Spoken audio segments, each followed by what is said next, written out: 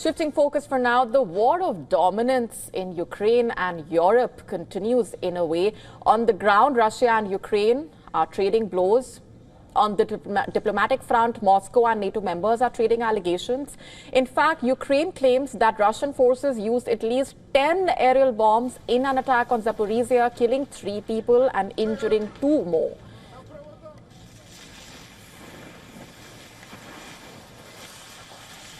The governor of the region saying the attack damaged 15 apartment buildings and 10 private homes, as well as non-residential buildings. Ukraine's Air Force has said it downed 132 drones launched by Russia overnight, while 9 drones were able to hit 7 locations. In Sumy, various drone attacks injured 2 people over the past day. In the capital, Kyiv, 1 person was injured. On the other side, a Ukrainian drone attack on a resort area of the Crimea Peninsula killed 3 people and injured 16.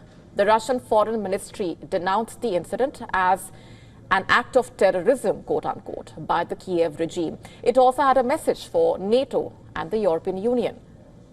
Look into the mirror when seeking the aggressor on the European continent, quote-unquote.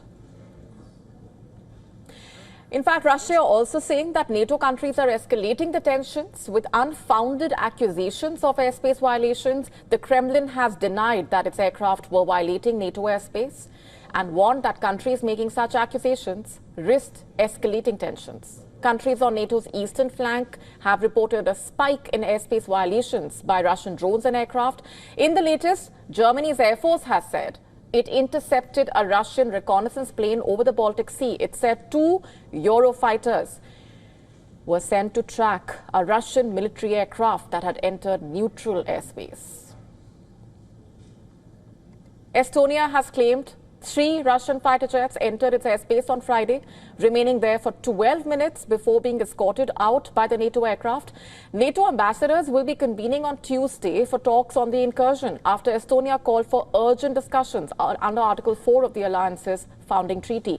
But the Kremlin spokesman, Dmitry Peskov, has denied Estonia's version of the events, saying the Russian military operates strictly within the confines of international law. He alleged that Estonia was trying to ratchet up a confrontational atmosphere, and it had no evidence to back up its accusation.